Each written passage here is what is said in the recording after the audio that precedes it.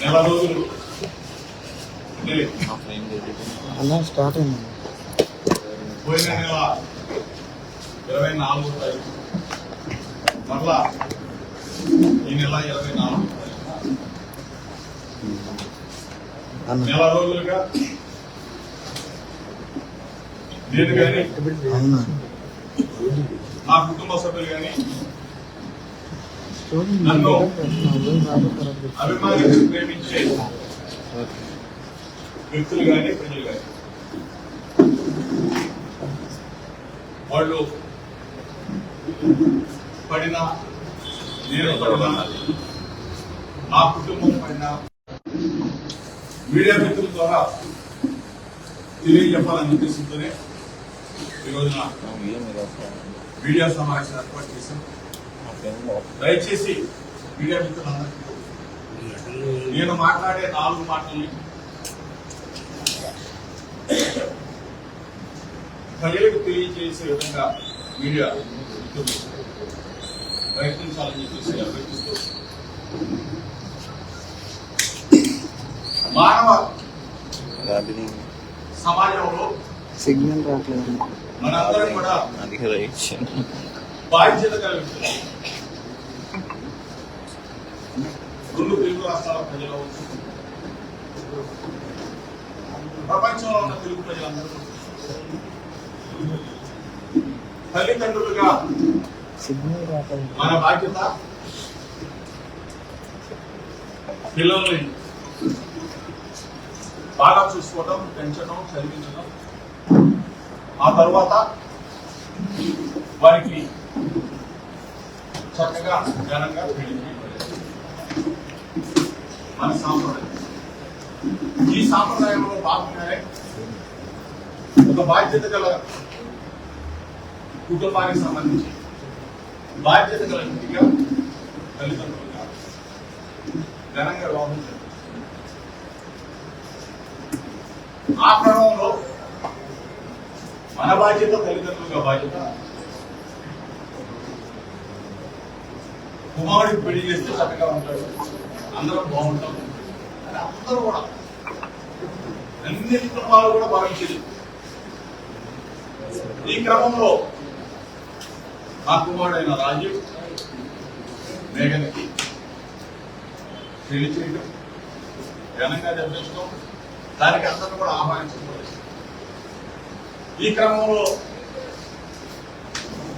వాటిద్దరి మధ్య వ్యక్తిగత విభేదాలు, పొరపరిచాలు, లేకపోతే చిన్న చిన్న భేదాభిప్రాయాలు అవచ్చు. ఇది దురదృష్టకరమైన సంగతి. ఏ తల్లిదండ్రులైనా ఎదుర్కొంటారు. ఈ రోజు వరకైనా సరే, ఎప్పటివరకైనా కలిసి ఉండాలనే కోరుకుంటారు తప్ప ఎక్కడా కూడా చిన్న పొరపాటు కూడా తల్లిదండ్రులు చేయరని నేనైతే. అదేవిధంగా మేము భావించాం, వాళ్ళ మధ్య సఖ్యత కుదర్చడానికి అందరూ కూడా ప్రయత్నించాం. మేము కూడా ఈ క్రమంలో వారి మనస్పర్ధలు, వారి మధ్య పొరపరిచారు జరగడం, తద్వారా రాజు 8/2/2026 స్టార్ట్ అయిపోయింది. 8/6 తారీఖు 6వ నెల 2026 డైవర్షన్ పిటిషన్ అంటే విడాకుల కోసం ఆయన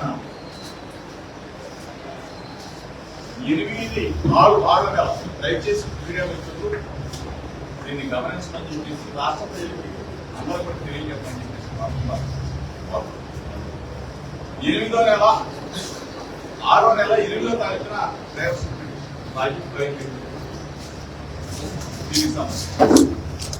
ఇది లైట్ ఈ జరిగిన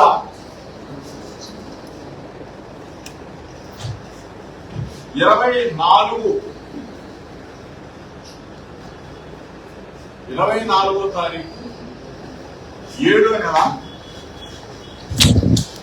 2026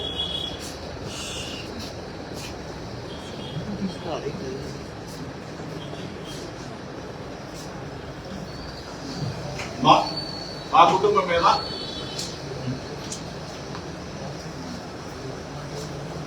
మేఘన కంప్లైంట్ ఉన్నది. దయచేసి ఒకసారి మీరు దీన్ని గమనించమని చెప్పేసి మాత్రమే కోరుతాం. అయినా సరే రాజీవ్ నా కుమారుడు మేఘన నా కూతురుతో సమానం, నా కూతురుతో సమానం. ఎందుకంటే ఉన్నది కొన్ని రోజులైనా కన్న కూతురు కన్నా మిన్నగానే చూస్తున్నాం. ఎక్కడ ఏ పొరపచ్చారు మా మధ్య అయితే ఎక్కడ లేవు. రాజీవ్ మేఘన మధ్య ఉన్న విభేదాలు అవ్వచ్చు, పొరపచ్చాలు అవ్వచ్చు, మాట తేడా అవ్వచ్చు, వాళ్ళ మధ్య ఉండవచ్చు. మేము మా కుటుంబం చక్కగా గౌరవించడం, చక్కగా సొంత కుటుంబాలు కానీ నా భార్య ఈ పరిస్థితుల్లో లైట్ పోయింది, లైటే పోయింది, బల్బ్ పోయింది.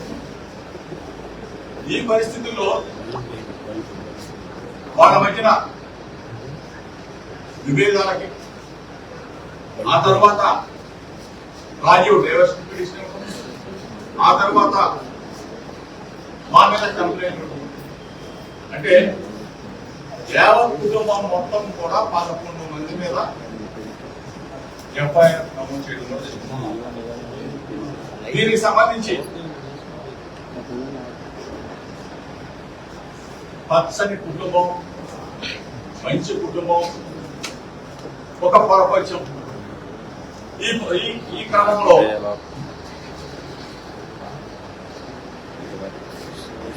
కొంతమంది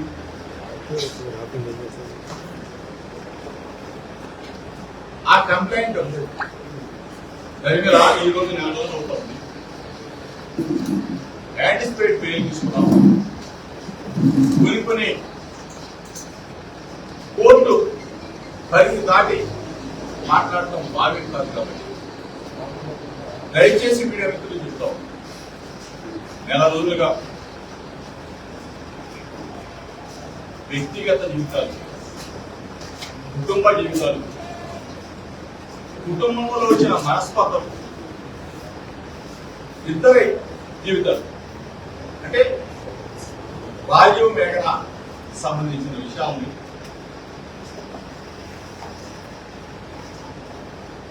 ఎంత అడ్డగోలుగా మనసుని క్షోభ కలిగించే విధంగా, మానసికంగా చంపేసే విధంగా కొన్ని, అందరినీ అంటలా, దయచేసి కొన్ని మీడియా ఛానల్స్, కొన్ని పనిగట్టుకొని యూట్యూబ్ ఛానల్స్ 4 రోజుల పాటు మా కుటుంబం మీద వ్యాపారం చేసుకున్నాం. కొంతమంది అంటున్నాం, ఇది మీకు బాగా, మీకు పిల్లలు లేరని అడుగుతా ఉన్నారు, మీరు పెళ్లిళ్ళు చేయలేదని అడుగుతా ఉన్నారు. మా మీద కేసు పెట్టిన మేఘనమ్మకు కూడా తెలుసు, ఆమె మనస్సాక్షి కూడా తెలుసు. తండ్రిలాగా ఏ విధంగా చూస్తున్నాను, తల్లిలాగా నా భార్య ఏ విధంగా లాలనగా చూసుకుందో, నా కూతురికి గోరు ముద్దలు పెట్టినట్టు ఏ విధంగా గోరు ముద్దలు తినిపించిందో ఆమె మనస్సాక్షి కూడా తెలుసు. అయినా సరే ఎఫ్ఐఆర్ కి సంబంధించిన మీరందరూ కూడా చూసుకుంటారు. అసలు ఆ ఎఫ్ఐఆర్ కి సంబంధించిన కంటెంట్ ఒకసారి మీరు చూస్తే, మత మార్పిడి అంటే ఎంత ఘోరమైన. నా భార్య బైబిల్ చదివితే తప్ప,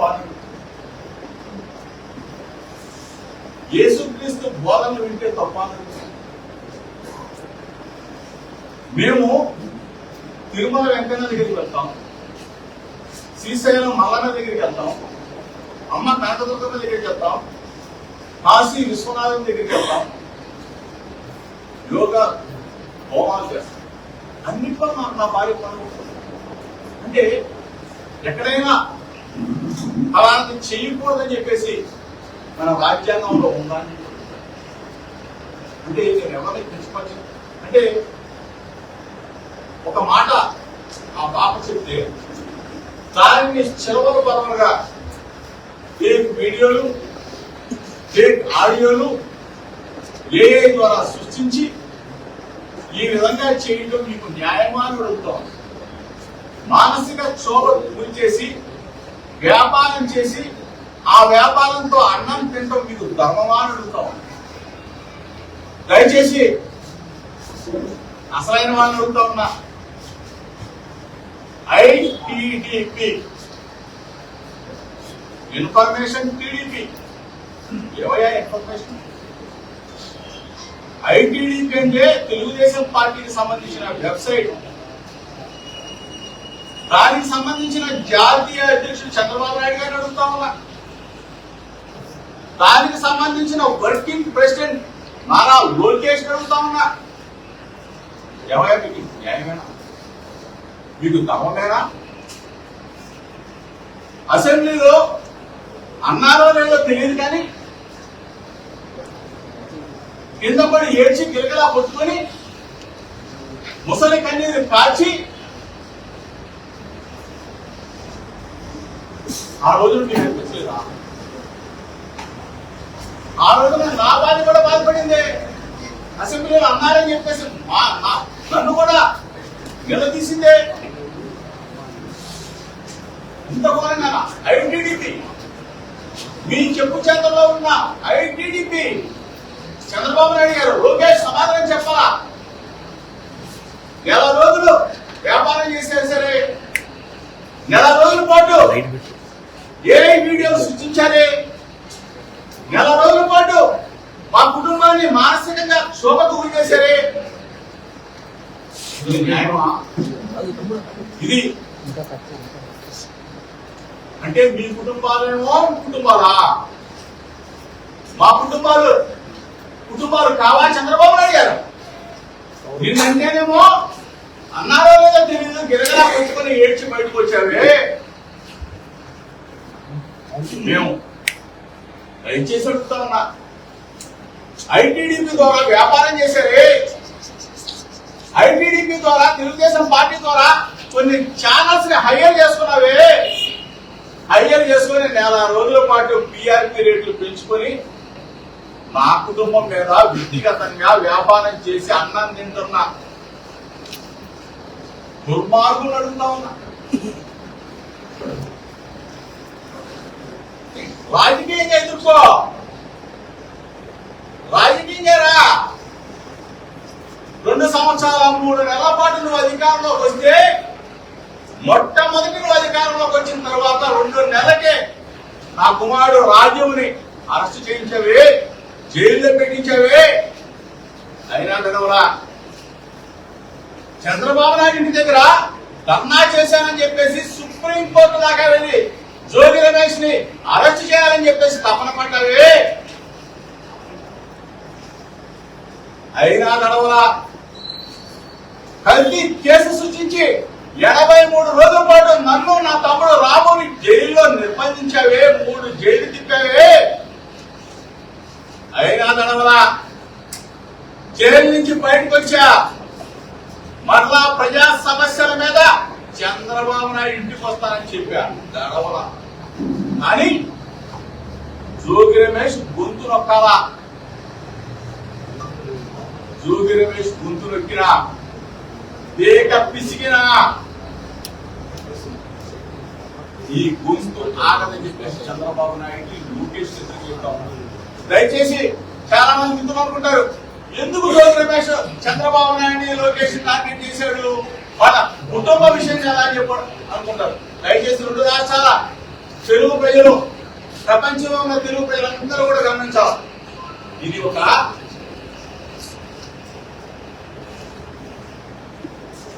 కథ, స్క్రీన్ ప్లే, డైరెక్షన్, యాక్షన్ అందరూ కూడా ఎవరనేది ఈ ప్రపంచానికి తెలుసు. ఎఫ్ఐఆర్ లో పొందుపరిచిన అంశాలన్నీ కూడా ఒక్కసారి మీరు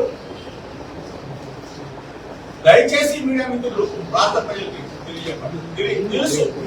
దాంట్లో ఉన్న విషయాన్ని ఎక్కడికి వెళ్ళారు మీరు, ఏ విధంగా జరిగింది, ఈ కుట్రకోణం ఎక్కడి నుంచి వచ్చింది, జ్యోతి రమేష్ ని మానసికంగా శోభకి గురి చేయాలా, ఇతను ముందు నొక్కేయాలా, జైల్లో పెట్టినా సరే, 83 రోజులు జైల్లో పెట్టినా సరే, ఆ జైల్లో పెట్టిన తర్వాత ఇంటి మీద దాడి చేసినా, యాసిడ్ దాడి చేసినా, బాంబులు వేసినా సరే ఇతని నోరు అదుపులో ఉండట్లేదు. ప్రజా సమస్యల మీద పోరాటం చేస్తా ఉన్నాడు, ప్రశ్నిస్తున్నాడని చెప్పేసి ఈ విధంగా కుటుంబ పరంగా ఎవరికి పోయే చంద్రబాబు పెద్ద పెద్దవాడు ఎన్టీ రామారావు గారు,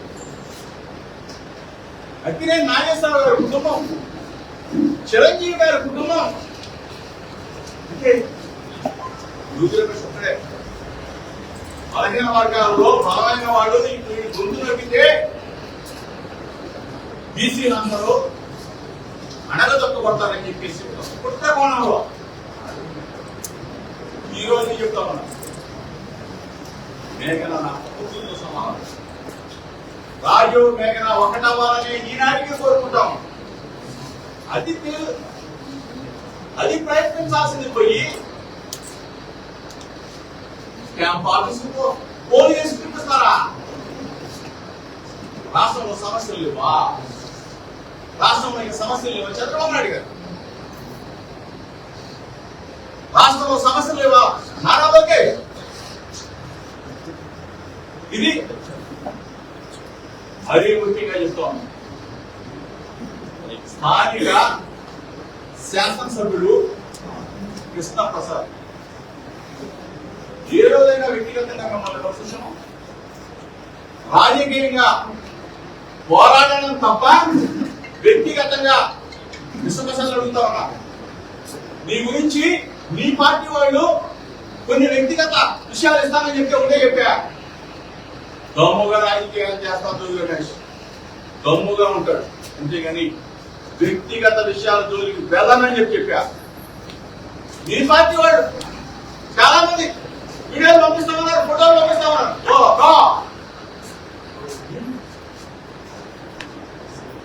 ఆ కుటుంబంలో ఒక సమస్య వస్తే వాళ్ళని మీరు ఒక్క వీడియో ప్లే చేస్తాను దయచేసి. అంటే నేను చాలా వీడియోలు ఉన్నాయి, కానీ నేనేమి కొన్ని పరుగులు ఉన్నాయి కాబట్టి నాకు కూడా మనస్సాక్షి ఉంది కాబట్టి 4 కాలాల పాటు ఆంధ్రప్రదేశ్ రాష్ట్రంలో రాజకీయాల్లో ఉండి ప్రజాసేవ చేయాలి కాబట్టి నా పార్టీకి సంబంధించిన మా నాయకుడి మీద ప్రవేశారు, మా లీడర్ జగన్మోహన్ రెడ్డి గారిని కూడా ట్రోల్ చేశారు, మా వైఎస్ఆర్ కాంగ్రెస్ పార్టీ కుటుంబ సభ్యులు జోగి రమేష్ తప్పు చేశాడమ్మో, జోగి రమేష్ కుటుంబం తప్పు చేసిందేమో అని చెప్పేసి మాట్లాడబడ్డారు.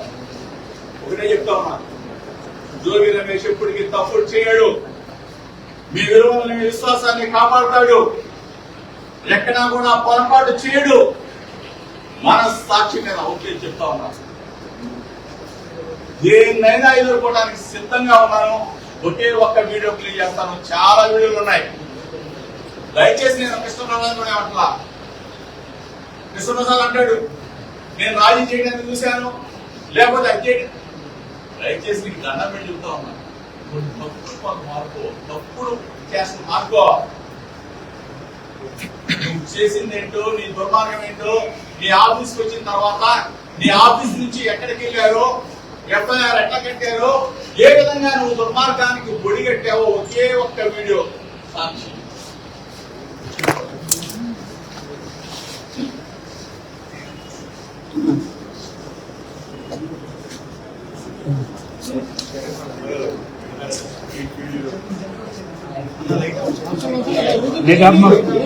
Light up, Mark.